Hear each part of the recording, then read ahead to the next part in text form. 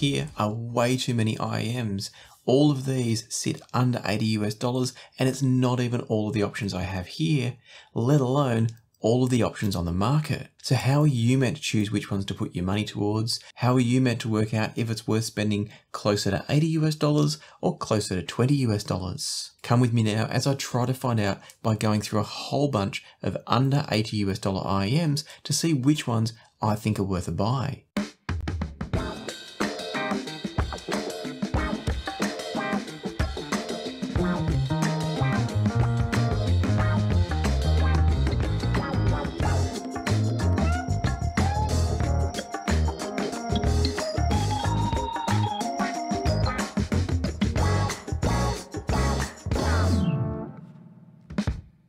Hey folks, welcome to another Passion for Sound audio review, and today we're looking, as you already know, at sub $80 IEMs. As you can clearly see, I've got a bunch of them here today. I'm going to go through them in order of price and talk about which ones I think are solid options, maybe not so good options, which ones are better for treble lovers, bass lovers, those that like V-shaped, all those sorts of things. I am going to talk about which ones I prefer, but it's worth keeping in mind that in the end, it's about your preferences. And so I'm going to try to make that clear as I go through which IEMs I think will suit what preferences. Now, to keep this review from getting too long, I'm not going to go into huge amounts of depth about the individual design and features and packaging and accessories of all of these. None of them in my experience were uncomfortable. I'll touch on comfort factors a couple of times throughout this, but just assume that if I haven't said something specific about the accessories, the design or the comfort, just know that it's completely acceptable. I'll call out if I think something is subpar or if it's particularly good for the price,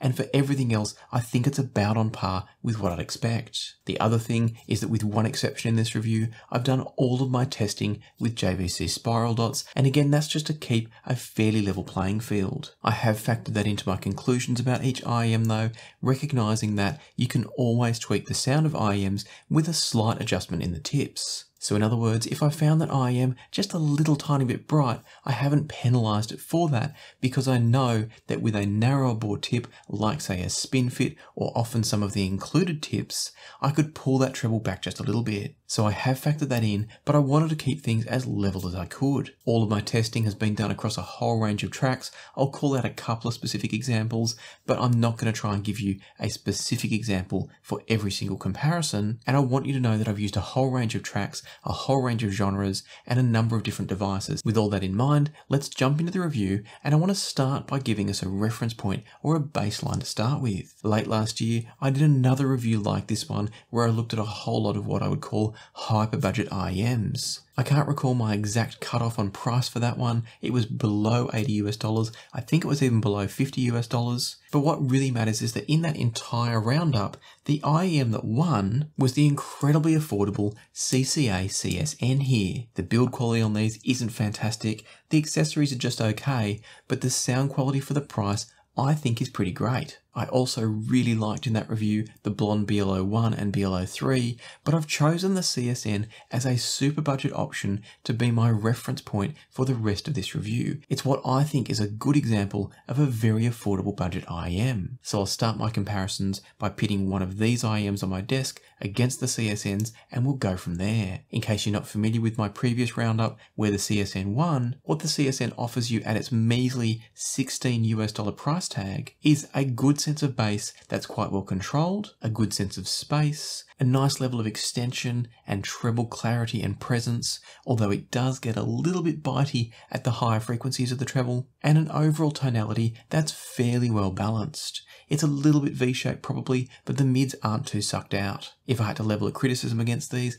it is that they're built very, very cheaply. The nozzle on one of them has fallen out. It's just sitting in place by pure friction these days, but it's not a huge issue and it's not a reason to not like an IEM for $16. So that's my starting reference point. This review is going to range all the way from IEMs almost as cheap as this up to just under $80 to see if it's worth spending more and what you get if you spend more. And the very first entry in this challenge is the new BLON BL-Max. The BL-Max here is a really interesting looking earphone. My wife described it as looking like a giant beetle, and I kind of understand where she's coming from. It's an interesting design. It's got this weird sort of rounded oblong or rectangular shape. It's then got a more molded section that goes into the ear, and it's surprisingly a lot more comfortable than you might think. Working out which earpiece is which for left and right did take me a minute, but once it was set up, they're actually surprisingly comfortable. The BL-Max retails for $38, and I want to say a huge thanks, and I'm going to say this once and get it over and done with. I want to say a huge thanks to Melbourne HiFi Audio for providing almost all of the IEMs that you see here. The one IEM that wasn't provided by Melbourne HiFi Audio is the Ikko OH2, which I'll get to in a little while, but all of the rest have been very graciously provided by Melbourne HiFi Audio, and it's a huge help for me to get my hands on so many at one time to be able to share with all of you. So thank you very much to Andy from Melbourne HiFi Audio. For those of you that are in Australia, and I believe Melbourne HiFi Audio actually ship outside Australia as well, so for any of you that are interested in ordering any of these IEMs, please do check out the links down below through to Melbourne HiFi Audio. There's no affiliations, there's no kickbacks there. It's just a way of saying thank you very much to Andy for making all of these available. On top of that, Andy's also been kind enough to give me an extra pair of these that I can give away to a lucky viewer. So make sure you stay tuned. I'm not going to tell you yet which one it is, but I can tell you you're going to want to stick around and find out. It's a wonderful IEM, and so make sure you keep watching for details about how you can get in the draw to win yourself one of these pairs of IEMs, but you'll have to stick around to find out which one. For now though, let's continue on talking about the BL-Max here. So these retail for $38, making them more than double the price of the CSN, and they use a really interesting design combining a 10mm and a 6mm dynamic driver. In other words, it's a dual dynamic design, which is more uncommon than the traditional hybrid of a balanced armature and a dynamic driver. The BL-Max comes with a really nice cable at the price. It comes with a traditional standard canvasy type pouch and a decent set of tips, but they are the standard blonde tips, which I'm not a huge fan of. They're not dreadful if you've got an IEM that's designed with an okay shape, unlike say the BL-03, but they're not my favourite tips around. Coming from the CSN, which as I said before, is a fairly balanced sound signature for a budget IEM, moving to the Max, you definitely notice a greater sense of air from these. There's more treble, particularly upper treble from the BL-Max. It's quite a V-shaped sound, so there's a strong sense of deep bass emphasis and upper treble emphasis, but I don't necessarily mean that in a bad way. I'm not always a fan of V-shaped sound signatures, but I do quite enjoy the Max. The bass in particular is very impressive. It's not over-enhanced, but it extends really deep and is very, very solid. It's a very enjoyable earphone for those that like quality bass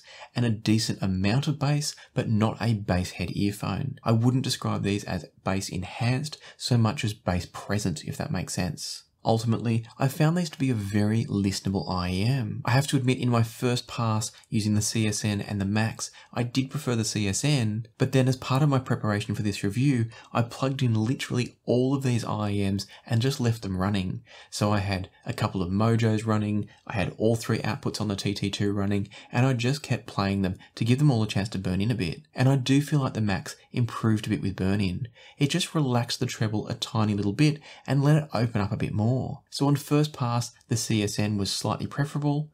On second pass, the Max was probably just winning me over a little bit. One of the tracks I tried during this testing was Gust of Wind by Pharrell Williams, and when I was comparing the CSN and the Max with that particular track, the Max had a really great delivery of the bass. It was impressive and enjoyable because it extended so very deep, but with no bloat or bleed. It was a tighter, cleaner bass, but still a very present bass compared to the CSN. Having said that, I did feel like the treble from the Max got just a little bit too hot on this track. It was a little bit overdone at times, and that meant that the overall V-shapedness, if that's a word, of the Max was just a little bit too much on this particular track. And so that's where I think the BL-Max isn't quite perfect, because it does overplay the treble a little bit, and that's where it's a tough call between the CSN and the BL-Max for me. I found both very enjoyable. I think the Max in some ways is a bit more refined than the CSN, but the CSN does come across a bit more organic and a bit more open sounding overall. And so it would very much come down to my mood on the day as to which one I'd go for. If you were to ask me which of these two you should buy, it's a very tough call, and I'd probably say to get the CSN because it's less than half the price of the Max. But I do think they're excellent earphones, and I would still recommend the Max if someone's in the market for something different. They like the look of these, they like the design of these, they like the fact that they're a little bit different. The Max is a good choice. And so whilst I'm going to give the CSN the slightest edge purely on price, nothing else, despite that I'm going to continue to use the Max as my comparison point for the next IEM up in this comparison. And that takes us now to an IEM that you probably know very, very well, either by reputation or having owned it or listened to it. Specifically, I'm talking about the Tin HiFi T2. This is in some ways the IEM that started it all. The T2 has an incredible reputation as an excellent performance budget IEM. At $39 US, it's just $1 more than the Max. And it also happens to use a similar design to the Max with a twin dynamic driver setup. The cable on the T2 is decent enough, but it's a little bit more tangle prone than the BL-Max. I find the tips provided by Tin HiFi better than the BLON tips, but on the flip side, you don't get any kind of case with the T2. All that aside though, let's talk about how it sounds. After coming from the Max, the T2 sounds quite lean, but I think it's actually because it's a much more neutral and balanced sound signature. It's a very well balanced overall tuning from the T2, and at the price, it's pretty exceptional that they've gotten it as balanced as it is. The T2 does deliver a slightly pronounced upper mid-range that can make it sound a little bit dry and a little bit metallic at times, but it's a very minor criticism, again at the price, but also in general. It's a lovely sounding IEM, and I'm kind of nitpicking when I pull those faults out. One area that I would criticise the T2 just a little bit more is that the bass does roll off a bit sooner than something like the Max or the CSN, and so it's not going to be a great IEM for those that enjoy deep, full bass. But as I said before, the tonality is generally balanced. So it's not that this is a lean and bright earphone, it's just a more neutral, more flat sounding IEM compared to the other two I've talked about so far. In comparing the T2 to both the CSN and the Max, what I found was that this overall, to me, is the better overall earphone. And I say that because it's more tonally balanced, and therefore it's more versatile across a whole range of music. Whether you're listening to pop, rock, blues, classical, jazz, folk, acoustic, the T2 is going to be comfortable on all of them, whereas some of them are going to get a bit harsh from the Max or the CSN because of their more V-shaped sound. The T2 also delivers a lovely sense of space and image clarity, and it does step ahead of both of the other two in those areas. I've already mentioned that the bass isn't quite as fun from the T2, but it's definitely not bad. It's probably more balanced overall, but it does mean that depending on what you're listening to, the Max and the CSN can be more fun. For instance, one of the tracks that came on while I was doing this testing was Love Shack by the B-52s, and it was absolutely fun and foot tapping from the Max, whereas with the T2, it was a pretty bland experience. That's not a reason then to say the T2 isn't a better IEM, it just doesn't suit that kind of party style music or something that's got a really strong importance on bass. The Max and the CSN will have a preference there for most people if that's the music you're into, but if you're looking for more of an all-rounder, I do believe the T2 is a winner. There's a reason it's got the reputation it does, there's a reason it's still on the market and still recommended by people. And so at this point, I'm going to say that unless you're looking for a party style IEM with a bit of extra bass and a bit of extra fun, the T2 is a really strong recommendation at just $39 US. And so let's see how it stacks up if we look at others around the same price and then some that go even higher. The next IEM to consider here is the $39 US TKZK Wave. These are a gorgeous IEM, they're beautiful to look at, they're made with an acrylic shell so they feel a bit like a custom, but of course they're universal with a nozzle there. They're a lovely looking and feeling IEM. These are a more traditional hybrid using a balanced armature and a dynamic driver, and despite costing about the same as the T2, and also the BL-Max for that matter, they have a bit of a mixed bag in terms of the accessories and the build quality. The build quality seems to be excellent in terms of the IEMs themselves, but the cable does feel quite cheap. It's also a little bit tangle prone, similar to the T2 cable, and the range of tips provided is pretty poor. None of that's a reason not to buy this IEM, but I think it's worth knowing going into this. They do come with a little velvet carry pouch if that matters to you, but for me I would have rather see a slightly nicer cable and also a better range of tips. That said, what really matters about them is how they sound, because tips and cables are replaceable, and the good news is they're quite a nice sounding IEM, but they're quite a departure from anything else we've talked about so far. These are a very V-shaped tuning, and particularly a treble emphasized V-shape. I find the treble from these can get a little bit aggressive, particularly for me. I'm not a huge fan of treble, and so these can push it a bit far and further than just what tip rolling alone is going to fix. It can be tamed a bit from what I would have heard from the spiral dots, but it's still going to be a treble oriented IEM. That said, a benefit from that is that it produces a really nice sharp image. The soundstage isn't huge, but the image is really nicely focused. Unfortunately, all that treble emphasis does have the downside that the mid-range comes across just a little bit recessed, a little bit pulled back, and the bass is also not particularly present. It's not a super duper lean, cold sounding IEM, but there's definitely an overall tilt towards treble and not a huge amount of weight or presence in the music. So this really, for me, is more of a treble lover's IEM. It's done nicely. It's not an IEM that I would personally reach for, but it's one that I can see people enjoying. If you like that brighter, treble focused type sound, this could be a nice choice for you. To put it into some context, one of the tracks that came on while I was testing was Purple Pills by D12. Now that track, being a hip hop track, should have a bit of drive to its beat, and with the waves here, it did lack a little bit of that punch and that drive. It also made some of the treble, which is not particularly well recorded in this track because there are samples and whatnot going on. It made the treble a bit harsh and a bit too forward, and so overall it wasn't a bad listen, but it wasn't a great listen on a track like that. I did find that the Wave produced a better sense of image focus compared to the T2, which was my comparison here. And so the Wave brought my attention into a really well-focused central image in the music, but it didn't produce an overall sense of space and soundstage size like the T2 did.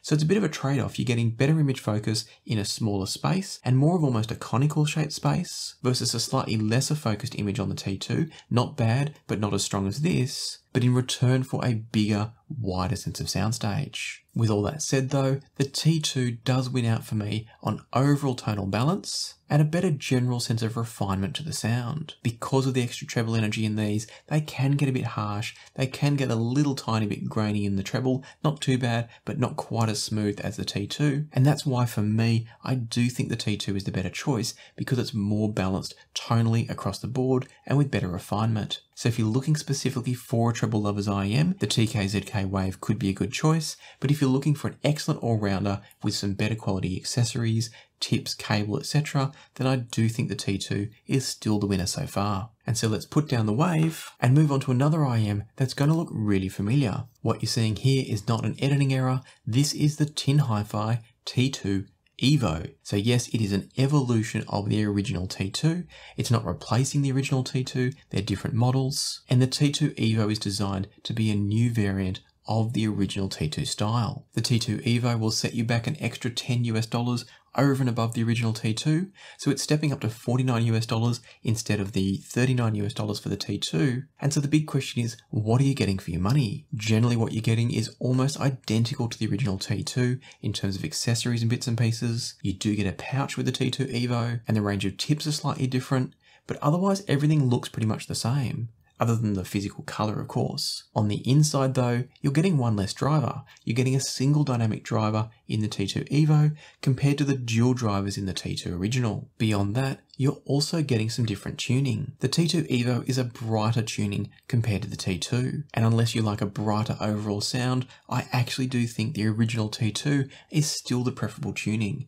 I think it's more tonally balanced across the board and therefore more versatile across a whole range of genres. Now, having just come from the TKZK Wave, you might think this is a repeat of that, but it's not quite. It's a little bit less heavy-handed on the treble compared to the TKZK Wave, and so the T2 EVO for me sits somewhere between the T2 and the Wave, making it a slight lean towards treble, but not a complete lean towards treble. But for this comparison between the T2 and the EVO, I wrote some notes on a particular track, and on this occasion it's Manhattan by Sarah Bareilles. Listening to Manhattan and focusing in on the piano and vocals, the T2, the original, renders this track beautifully. It's a lovely listen for a very cheap IEM. Moving across to the EVO, because of its extra brightness, it adds a certain level of extra articulation and kind of percussiveness to the leading edge of notes from the piano. And it's kind of interesting, but it's also kind of unnatural. So it's going to depend on what you want. As I said, it's a very interesting listen, so it's enjoyable from that perspective, but it's also a little bit unnatural and therefore a little bit distracting.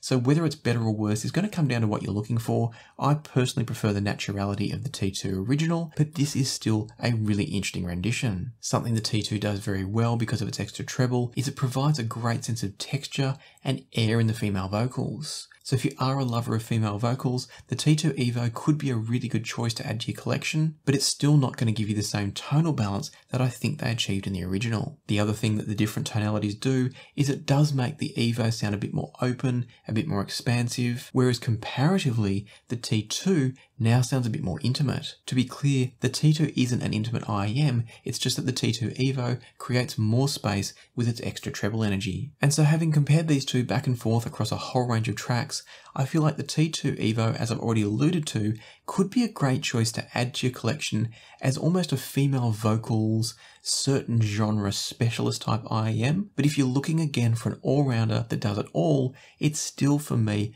very difficult to go past the original OG T2. And that brings us to the end of the sub $50 IEMs. And I was nearly going to end this review here and keep this as sub 50, but then I happen to have two other IEMs that sit just a bit higher, creeping up towards $80, but still under the $100 mark. And so I decided to include those as well, partly because I had them here and I wanted to share them with you as soon as I could, but also because I thought you might be sitting there thinking, I'm about to spend $40, maybe 50 if it's the T2 EVO. Should I go just that little bit more? Is it worth creeping up towards $80? So let's have a look at the Ikko OH2 and find out. As a reminder, while we're looking at the OH2 here, my current winner in this overall battle, if you want to call it that, is still the T2, and so that's my comparison point with the OH2. As I've already alluded to, the OH2 is now jumping up in price to a full $79, so it's only just sneaking under the $80 mark, and it's therefore a full $30 more than the T2 EVO and $40 more than the T2 original. So you'd expect a lot more for your money, and thankfully, at least in terms of design, build quality and accessories, the OH2 definitely provides.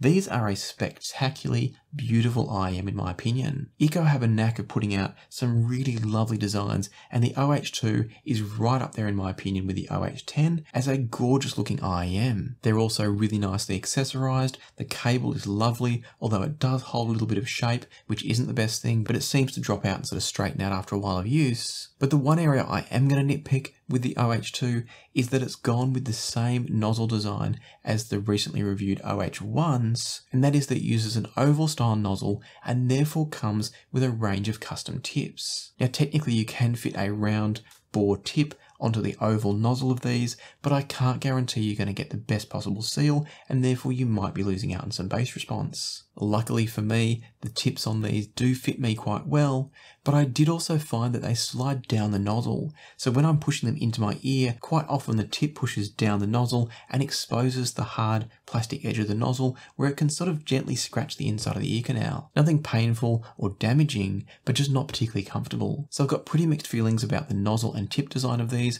I would have loved to see just a simple round nozzle, but as it is, the tips provided are nice quality, they work well, they fit me okay, and I'm not always the easiest to fit, so I hope they'll work pretty well for you as well. And as I've already said, but I can't stress enough, these look gorgeous. The question though, of course, is do they sound as good as well? These use a single dynamic driver, much like the previously talked about T2 EVO, but they're a much more balanced overall tuning and therefore are actually more representative of the original T2. These are very similar to the T2, but they do everything better. The tonality is well balanced across the board, but refinement, space, image quality, everything is just a good step up. I found the imaging and soundstage excellent for the price of these. And where I felt like the T2 was just a little bit kind of metallic and dry sounding at times because of its upper mid emphasis, these actually tame that a bit and make it a more overall balanced sound. They do still have a little bit of that upper mid emphasis, which brings a sense of clarity and texture to the sound, but it's slightly better tamed and balanced compared to the original T2. That makes these a little bit less splashy in the treble. Occasionally I felt like the T2s could get a bit splashy, and it means that overall they've got a tiny bit less treble emphasis, but they're not at all dark or rich or warm sounding. They're a very neutral and balanced sounding IEM in my opinion. The bass isn't particularly strong from them, but it's present, it's well controlled, it's there when you need it without becoming a prominent area of the overall frequency response. To me, the OH2 is a clear and obvious upgrade over the original T2. So if you're looking for that kind of neutral, balanced overall tonality and you can afford to spend a bit more, the OH2s are a real winner in my opinion. They're beautiful, they're well accessorized, they're comfortable as long as you can get a good fit from the custom tips, which I think you'll be able to. Everything about them then just balances in to a lovely listening experience. And so at this point, the OH2 is the clear winner. If you're stepping down a tier, you're not ready to spend $80 on a pair of IEMs, the T2 for me is a fantastic choice. And something like the BL-Max or maybe the CSN is probably the most fun choice. But we do have one more IEM. And so through no deliberate planning, just the order this worked out in terms of the pricing and the way I picked these IEMs up, we've ended up getting to the tin HiFi T3 as the final contender. This also happens to be the IEM that I'm going to be giving away. So if you want to win yourself a brand new pair of tin HiFi T3s, which I'll talk about in just a second, all you need to do is make sure you subscribe, hit the like button, and leave a comment down below to tell me what your current favorite go-to IEM is. It doesn't matter which IEM you say, there's no right and wrong answers, I'm just really interested to see what people are currently using. So remember, subscribe, like, and comment down below your favorite IEM and I'll draw the winner in a couple of weeks' time. But for now, let me tell you what you could win. The tin HiFi T3 is a little bit of a different form factor and look compared to the T2 and the T2 EVO, in the sense that it uses an acrylic style shell much like the TKZK Wave, although even better made, and it also comes with a black cable that's a nicer quality than the T2 or the T2 EVO, less prone to tangling. Overall, it's a really nicely made and accessorized IEM. The T3 comes in at $79, making it exactly the same price as the OH2, and therefore I'm going to compare the OH2 and the T3 for most of this. The T3 comes in with a single dynamic driver, just like the OH2, so they are very, very comparable. Sound-wise, the T3 is a richer and fuller sounding IEM compared to the OH2. Having said that, it still has the same degree of refinement and technicalities of the OH2, and so it really comes down to the choice of whether you like a richer, warmer, fuller sound with a bit more bass, or whether you like something more neutral and balanced across the frequency spectrum. With the tuning differences, the OH2 produces a sound which is a little bit more holographic, but it's also a bit more mid-forward, and that creates a greater sense of intimacy and closeness to the music. The T3 on the other hand is more V-shaped, and that produces a greater sense of space because the mid-range is a bit recessed, and so it does come down partly to your preference for the presentation. To help put all this in context though, because they are both excellent, I put on some music and I made some notes on a track. The track that I chose to make notes on was Canned Heat by Jamiroquai. Starting off with the OH2 sounded great. The bass was surprisingly decent despite being a more neutral, slightly leaner tuning. The bass came across solid and relatively impactful from the OH2. It wasn't strong, but I didn't feel like it was lacking. What surprised me though, having heard a more neutral sound from the OH2 compared to the slightly mid-forward T2, was that on this particular track, the strings felt like they were slightly over-enhanced by the OH2, and it did make them sound just a little tiny bit unnatural on this particular track. Listening across multiple tracks over time, I didn't feel like that was a consistent thing with the OH2, so it's probably just one of those synergy things where there might be a little bit of extra energy in the mix of Canned Heat, and that's played into a slight emphasis on the OH2, and together they haven't worked so well. But I thought it was worth mentioning that the OH2s clearly do still have a little bit of extra in that upper mid area. Now having said that, it's not as though the T3 was perfect either. Instead of having that bit of upper mid-range unnaturalness, for me the T3 had a little bit of upper treble unnaturalness. It was bringing the cymbals just a little bit too far forwards for my taste from a pure naturality point of view. I can't stress enough, both of these IEMs sounded great. What I'm trying to do with these criticisms though is paint a bit of a picture for you as to which one is more likely to suit your preferences. So you've got a little bit of extra upper mid-range on the OH2 and you've got a little bit of extra upper treble on the Tin 3. And just for fun, try saying a little bit of extra upper treble 3 times fast. But moving on, the T2 here has more bass emphasis compared to the OH2. It's not overdone, but it is a bassier IEM. And for me, I liked the fact that that brought a bit of extra emphasis to the bass line in Canned Heat. Being the type of music this is, this kind of sort of disco funk sound, it's probably helpful to have that extra bit of bass emphasis, and it makes the track move and groove a bit more, and it does make it more fun in my opinion. I'm not saying the OH2 is bad, but I did feel like the T3 suited this style of music just a bit better. For me, as I flip back and forth between the two, I think the T3 probably sounds just a little bit more overall natural across more potential tracks, and that's because that little bit of upper mid-range does tend to throw me off.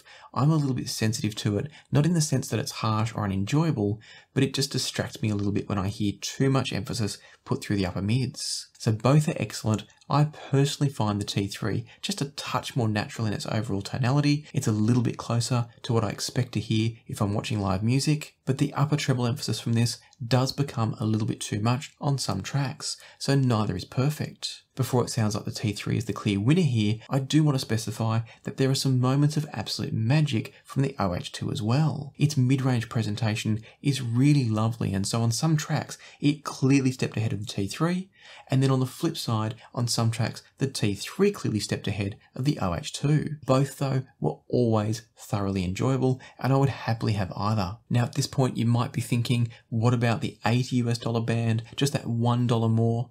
And so I did do a quick run through of some of my other IEMs, like the A8 Prometheus, the Moondrop Aria, a few of those that I've reviewed here in the past. And what I found was that if you're looking at the T3, the A8, the Aria, the OH2, and even the Sennheiser IE100, all of these IEMs offer different benefits at the price point.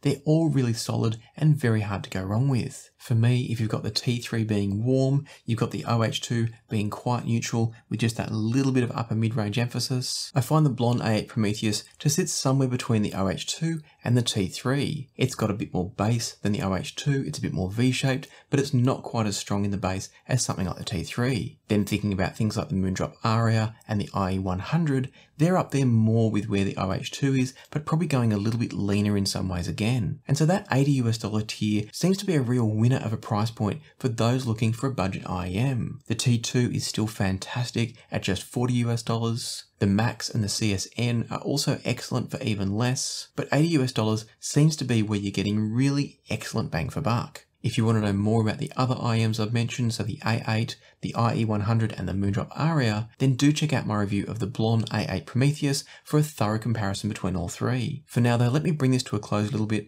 by saying that I think the T3 and the OH2 are absolutely worthy of consideration at that $80 tier. The OH2 is one of the most beautiful looking and feeling IEMs that I've played with at that level, probably along with the A8 Prometheus. But the T3 is also excellent in its build quality and accessories. It's not quite as spectacular to look at, but it's beautifully made. And so if you're in the market for any of these IEMs, please do consider using the links down below through to Melbourne HiFi Audio or Ikko in the case of the OH2 as a way of saying thank you for them providing these products. As I said before, there's no affiliates, no kickbacks, it's just a way of saying thank you. And of course, probably more importantly, don't forget to get yourself in the draw for the T3s by simply subscribing, hitting the like button and commenting down below about your current go-to IEM. As always, I hope you found this review useful. Hopefully it's given you some clarity about all these different budget IEM options flying around. I know there's even more out there. I can only share with you the ones that I can get my hands on, but hopefully I'll have a chance to do this again in the near future with some other models as well. If you found this review useful, then please hit the subscribe button, ring the notification bell, hit the like button, and let me know that this has been valuable to you. That way I know to do more of them. For now though, I'll leave it to the music, so happy listening, and I'll see you here next time on Passion for Sound.